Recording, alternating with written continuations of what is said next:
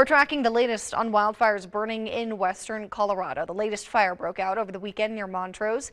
The Kinnikin fire started yesterday around 1 in the afternoon near Highway 50 and Kinnikin Road. That fire forced the closure of the road while crews arrived on scene to put out that blaze. That road is open to traffic now after reopening around 6 yesterday afternoon. Along with the closure, there were some power outages. About 350 people were without power for several hours before it was restored. Crews were able to put that fire out, and right now investigators are looking into what started that fire. And here's a look at the condition of some of the other fires burning right now. Crews continue to make progress on the South Rim fire burning in the Black Canyon of the Gunnison. Right now that fire is 41% contained and stands at just over 4,200 acres. And the National Park Service has announced the North Rim of the park is expected to reopen to visitors this coming Wednesday. That includes the trails, overlooks, and the North Rim campground.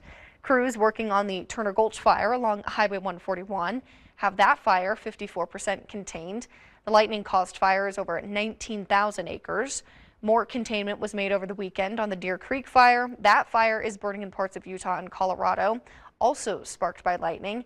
It's now sitting at 77% containment and has burned over 17,000 acres.